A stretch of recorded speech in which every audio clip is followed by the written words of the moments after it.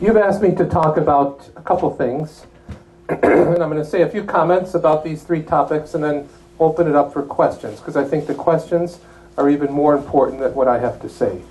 First of all, the significance of the year of faith that Pope Benedict has called for this year. Second of all, the big buzzword that's going around right now, the new evangelization. And thirdly, the 50th anniversary of the Second Vatican Council. So a word about each. This is the year of faith. A lot of people would say, why do we need a year of faith? Isn't it a given? And now more than ever, we need a year of faith. Because the year of faith helps us to rise above the fray, to rise above all of the things that might detract us, divide us, deter us, and to look at what keeps us going, what keeps us alive. Pope wrote a beautiful letter about this called Porta Fidei, the door of faith. And it really helps us to go back and look at the gift of faith, which is by no means something we deserve. It's a pure gift. Yes, we can study theology. Yes, we can read books. Yes, we can go to listen to this or that theologian. But the gift of faith is pure gift. And the way that I appreciate that pure gift, is when, at least in my own life, when I have been in so many situations of sadness, of tragedy, of evil, of terrible things, and I come away from them saying, how is it that I believe when many of my contemporaries, many people going through hell in their lives or experiencing great disarray or dysfunction, I don't know how they exist. I don't know what keeps them going. And I've encountered my faith in those situations. One of the first moments when I realized how precious was this gift, because I took it for granted for many, many years. Baptized Catholic, grew up in a Catholic family, ended up as a priest. I mean, come on. But it's no guarantee that I have faith, or that I cherish that gift of faith. When I was a graduate student, for part of the time, because I studied Scripture, we had to do all of these languages, 12 languages. And I remember trying to become proficient in German, and I was sent to Bavaria. I was living outside of Munich in 2 different stints. And I was on the subway line, and the next town over from where I lived was Dachau, the site, of course, of one of the large concentration camps. So on Saturdays, I'd take the subway to the end of the line and wander around Dachau. It's quite antiseptic now and cleaned up. But it was the largest Catholic camp of all of the concentration camps. 10,000 priests, nuns, and bishops went through Dachau. I remember walking through that, and all of a sudden it hit me when you see where the barracks and the bunkers were, where the gas chambers were, where the execution chambers were, where the massive graves were. And it hit me like a ton of bricks one day. I said, this is evil. Where was God in the midst of this filthy mess? Where was God when over 6 million Jews were put to death? And it really got me reflecting on faith in God and how many people living through that had tremendous faith. And then I started reading the stories of people like Edith Stein, Teresa Benedict of the Cross, Rupert Mayer, other people. Now they're all coming, their causes are all coming forward through beatification and canonization, that in the midst of that evil, in the midst of that hell, in the midst of that darkness, they believed in God. And they uncovered a particular poem on one of the walls that was written by one of the kids there that's become a song, and you see it on posters often. And it says, I believe in God, I believe in the sun when it isn't even shining. I believe in goodness even when it's deaf. I believe in God even when He's silent. And it really helps you to realize that you appreciate the gift of faith when we are in darkness, when we're surrounded by evil. Like if you watched the tragedy that happened before Christmas in Sandy Hook. The news people were calling it's a tragedy. That wasn't tragedy. That was evil. That was the power of evil that entered that young man, Adam Lanza. Of course, you have to allow the power of evil in. And the massive destruction that comes about in killing all those people. And the sadness, which will continue for years and years and years. And in the midst of all of that, the resilient faith that we see of the people involved in all that. We saw those testimonies, 24 hours a day in those days before Christmas. The gift of faith is a precious gift from God. Because it's a gift, It's got to be cherished. But faith is not just a feeling or an emotion. It is faith in God and faith in Jesus Christ, his Son, who was flesh and blood and who walked on this earth, went about doing good. And he himself encountered the evil and the darkness and the sadness. He himself was wrongly condemned. He himself was put to death. He cries out on the cross, Eloi, Eloi, lama sabachthani, my God, why are you forgetting me? Why are you abandoning me? And why are you deaf to the sound of my pleading? That's what the Psalm 22 says. And it's an interesting thing because I think all of us at different moments in our life have cried out a different version of Psalm 22. My God, why have you abandoned me? Why have you forgotten me? Why are you deaf to my particular situation? And the gift of faith has to be cherished. It's a precious, precious gift. And when you have it, no one can take it away. By cherishing it, we also have to give witness to it and share it with others. It's never given to us to hoard or to keep for ourselves or to walk around boasting. And most of us, I think, if you live in this kind of culture here, we're surrounded by many people who do not have faith. They've not heard about Jesus, or if they did, they forgot it.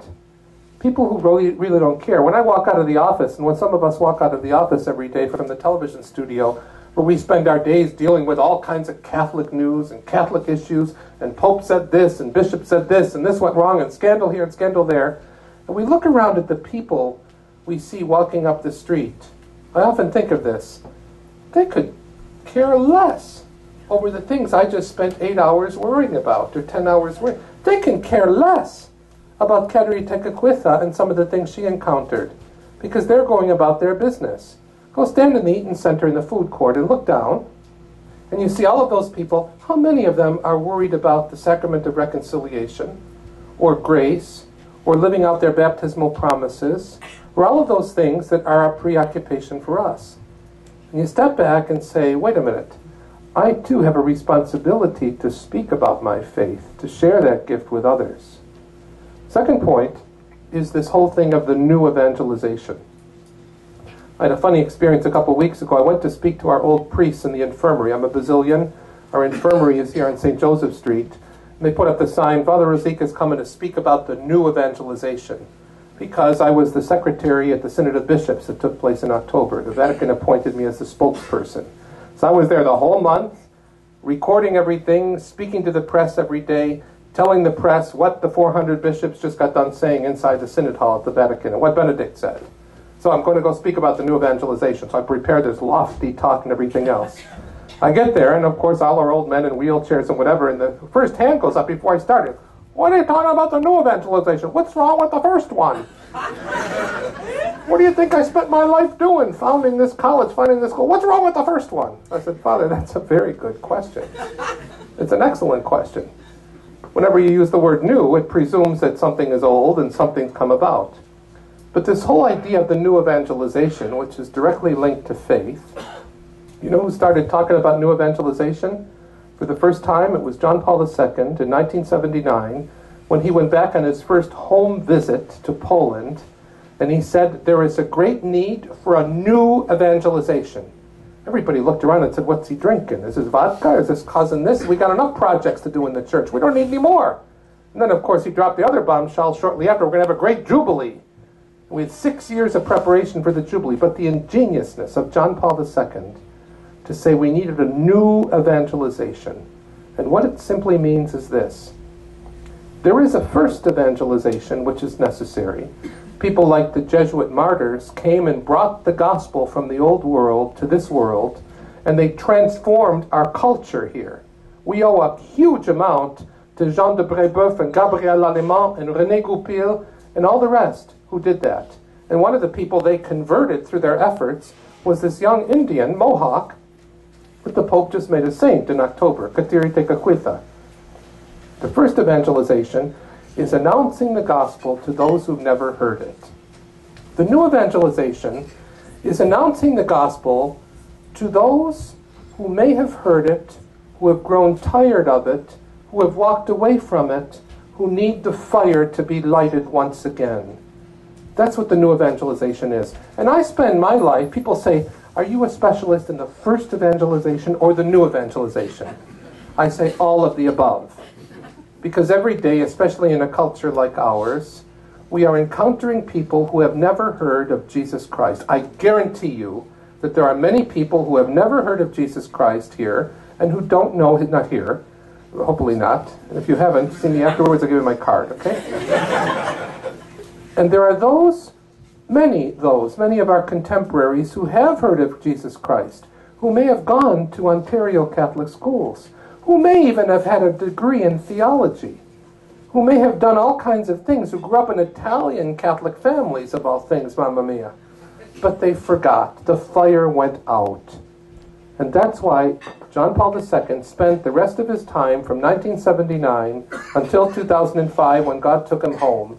And Benedict has come, and Benedict has unpacked the gift and said, the world needs a new evangelization, a new vigor, new lenses, a new fire, a new way of looking at things. We're not a church of issues. The great sadness of our day is we're a church of issues. What side of the fence are you on? Are you right or left? Did you vote for this one? Did you vote for that one? Are you pro-life, pro-this, pro-that? Are you social justice? Are you Latin right? Are you this and that? And people come to me and say, who's the founder of your church? Especially when Protestants ask me that. It's the same founder as your church. Jesus Christ, born in Bethlehem. He's the founder of our church. It's about Jesus. So the new evangelization is going back to the source and saying, we need to tell the world about Jesus and not to be afraid. Last night I made a big discovery. I've had this and didn't even know I had this. I had some of my staff over for supper last night. They said, show me your cell phone. I know basic things on this little thing. But they showed me last night. I hope I get this right now. I'll show you.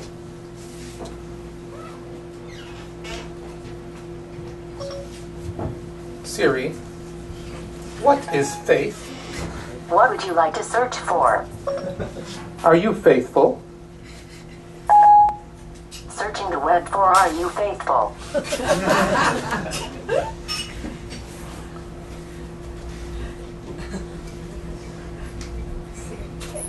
And it's all come up now, 15 different things. Go to Amazon.com to find faithful. Are you faithful at the Athletic Center? Are you faithful in daily devotion? Siri, do you believe in God? That's a topic for another day. After they left my house last night, I spent 1 hour playing with Siri here. I asked every religious question you can think of, and the answers came back, that's a personal matter between me and silicon. I don't know what silicon means. I can't answer those questions. And then one of them comes up and said, that's a separation between church and state. Okay? Must be an American Siri. But you know what? It's very indicative of a lot of our peers. If you ask people, how many of us are working in environments where we don't dare talk about our faith? We don't dare talk about Jesus because we're embarrassed, or we want to keep the peace, or we've given into insidious political correctness. It's amazing. The new evangelization tells us, speak about it, not to do stupid things, but to say, yeah, I'm a Catholic. I believe in Jesus Christ. And I've been amazed how many times this has happened. Remember one time a couple of years ago, there's a big convention in Toronto. Do anybody know what the AFL-CIO is? The American Federation of Labor, Congress of Industrial Organizations. It's the largest union of workers that exists in North America. And the communications division held their convention at the convention center downtown. There were 8,000 delegates. God knows how my name got involved in it. The head of the organization calls me from Chicago and said, Mr. Rosica, we understand that you do religion. I said, well, I do. He said, we're having a meditation every morning for half an hour at the convention. Would you come and address the convention? I said, how'd you get my name? I said, well, on the internet, there's a link. It says Rosica, John Paul II Airport. I said, oh. The guy didn't put two and two together. That was a Catholic priest, and I had to take the Pope from the plane to bring him down to start World Youth Day. So I said, sure, I'll be glad to come. I said, are there any restrictions on what I have to say? He said, oh, no, you're completely free, but try to be inclusive. Now imagine, that's a lot of latitude. So I prepared a half-an-hour reflection, and I talked about, because in this room at the convention center were all of the communications workers, telephone pole people, operators, telephone communications, the leaders, the union bosses from North America. And I said, boy, is this an opportunity. I'm going to be as inclusive as I can. So I went in there, and of course, a great welcome. There's a big head table up there with 200 people at the head table. It was like a Republican or Democratic National Convention, okay, when you see all those polls and everything else. So I got up there, I went as a priest, and I said, good morning. I'd like to lead you in your meditation this morning. I want to talk to you about one of the greatest communications operators of our time. He died a few years ago, but I want to tell you how he united the world and how his funeral was one of the most powerful lessons that the communications people have ever seen. And I described it, and at the end I said, his name was Karol Wojtyła. He happened to become Pope. And this is what he's done. And in a few years, he's going to be proclaimed a saint. Of course, he's blessed now, and he'll soon be a saint. There was dead silence in the convention center, dead silence.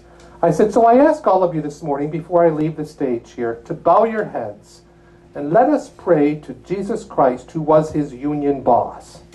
Okay? So, they all laughed at everything. And I said, let's bow our heads and let's pray, and let us also ask John Paul II to teach us integrity, honesty, and give us the real ability to communicate. Dead silence. So they all pray, 8,000 people in the room. So when they're done, I'm walking across the stage, and these men start leaning over the table. Father, I'm Catholic. I'm from Hamtramck in Michigan. I'm a Polish Catholic from Chicago. Father, thank you so much. We never hear the name of Jesus at these conventions. We never hear this.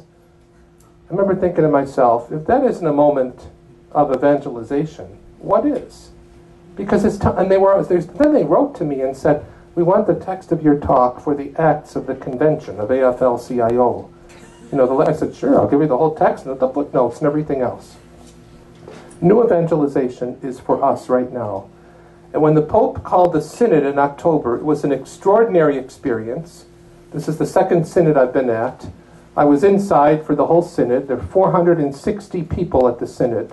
Bishops, cardinals, the Roman Curia, 30 women appointed by the Pope. Archbishop Rowan Williams was the honored guest. And of course, Benedict presides at the Synod. But the real neat thing that happened at this Synod is the Vatican said, we want 2 of your young people from Salt and Light to be inside the Synod with us, to tell the story to the rest of the world. So Sebastian from the English language and Charles from the French language attended the Synod of Bishops. They were young enough to be the grandchildren of most of the people at the Synod. But they did a tremendous job in reporting on the Synod. And every night we gathered together and they'd say, Father, you know what we experienced? You know what we saw today?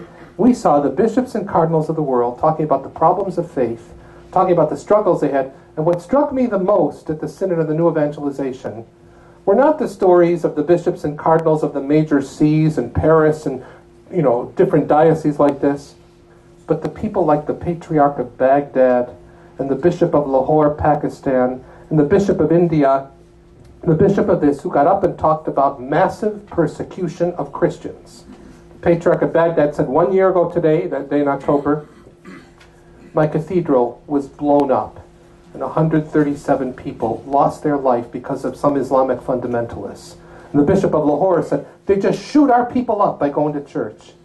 But what struck me so much is those bishops from those countries where such persecution and poverty and devastation is going on were the happiest people I have ever met. And I remember this young bishop, he's a Frenchman, and he's the bishop in Cambodia. And he got up, and the Pope is sitting there, and the bishop gets up there, allowed 5 minutes to speak, and the microphone shut off. And this is quite a feat for them to do. The bishop got up and said, Holy Father, you appointed me bishop 2 years ago. I inherited a diocese where communism had wiped out the entire population. So Christianity is something very new right now. We're only 30 years old. We're poor. It's chaotic. We don't have buildings, but we are happy and we are filled with joy, and nothing stops us from believing in Jesus. It was incredible stuff. These are not bishops of big dioceses with lots of money and schools and everything else like we have here. But it was those situations where I said the evangelizing spirit is alive and well. The third thing, and I'll turn it over to questions, is the Second Vatican Council. It is a tremendous grace and gift, not just for the church, but for the world. Archbishop Rowan Williams gave his opening talk the first day of the Synod, and he said, we often underestimate the power of the Council for the world. The Council took place in the years 1962 to 1965. I was born in 1959, the year that John the 23rd got this brainstorm of the Council. And it took 3 years to prepare it. 1962 to 1965, it was only 14 years after the Second World War. The world was still reeling and suffering. Europe was putting itself back together. There was a great need for hope. And the Council not only dealt with the issues of the church, but it gave a witness of hope to the world. They were very exciting years. And I believe that we're only beginning now in 2013, to appreciate what the Council was and is. There are those who are kind of finding all the loopholes, and they're poking holes in the Council, and the Council caused this, and the Council caused that. But you know what the fundamental thing that the Council did? The Council helped the world to fall in love with Jesus Christ again, and to realize that Jesus Christ is the Lord of history. And there's a wonderful line in Gaudium et Spes, the Council documents, all of names. There were 16 big documents. And Gaudium et Spes was the pastoral constitution on the church in the modern world. The opening line is one of the most provocative lines I've ever seen in any church document, and I've read a lot. The joys and hopes, the pains and anguish, the longing and the suffering of humanity are the longing and suffering and pains and hopes and joys of the church. And that is why this council exists. The council encountered people, and it was no longer the church perched on a hill overlooking everybody and pointing the finger, but it was the church that came down and walked in the valley with us. And we're now beginning to see what the council did. The 50th anniversary of the council took place during the Synod on the new evangelization. When the council was called, and this is my last point, it was October 1962, October the 11th to be precise. The Pope was John the 23rd, the good Pope. Many of you don't remember him, you don't know him, but what an incredible figure. A little roly-poly, bald Italian, smiling, a grandfather to everybody, seemed rather harmless. But many people say he's caused a lot of harm because of what he caused in the church. But what an incredible pastor. And on the morning of the Second Vatican Council, 2,550 bishops processed into St. Peter's Square. The first time a big ecumenical council was called. Nobody knew how it was going to end. It was majestic. The whole world was there. Journalists, people, bishops, everybody watching this whole scene go into the council. It was a formal response. And John the 23rd gave his opening address at the council, saying the church is not a museum. The church is here. It's a living body to breathe life. And we're not here to hoard a precious doctrine, but we're to share it with the world and find new ways to express it. The Second Vatican Council was the opening of the new evangelization.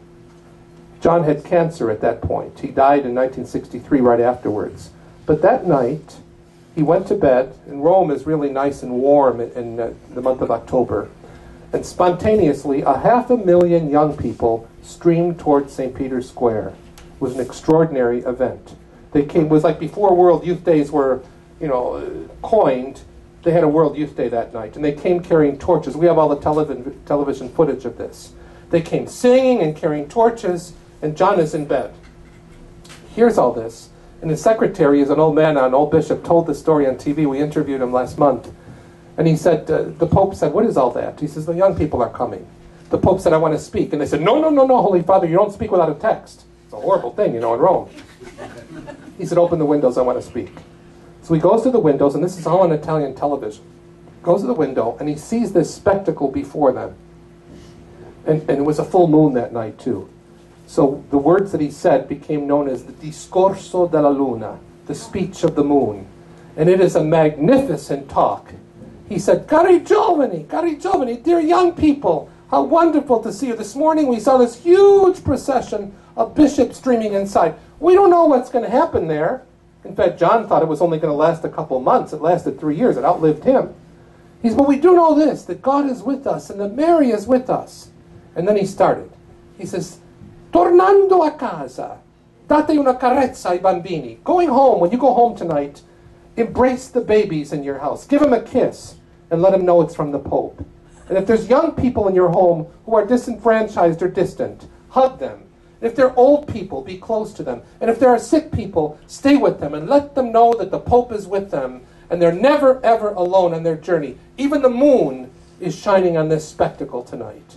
And of course, the crowd went nuts with all of this stuff. If you ask the Italians today what they remember from the Second Vatican Council, if I ask all my relatives, I got 60 relatives in Rome and the rest around Italy, I say, chi si ricorda del concilio? None of them quote Lumen Gentium. They don't quote Gaudium et Spes, not even Dignitates Humanae or Christus Dominus. Papa Giovanni, il discorso della luna, the speech of the moon, the moonlight speech. Because in those words, John the 23rd summarized, even before the council was done, what the council was about. The council was not to create walls and barriers, but to build bridges with humanity, especially the babies, and we're part of that generation, and the old people, and the disenfranchised, and those who are mourning and weeping. The council brought the church to us, and it helped us to fall in love with Jesus Christ. And so in this 50th anniversary year, it's really an invitation for a new evangelization. First of all, to fall in love again, and everybody knows that when you're in love, you have to tell people about it.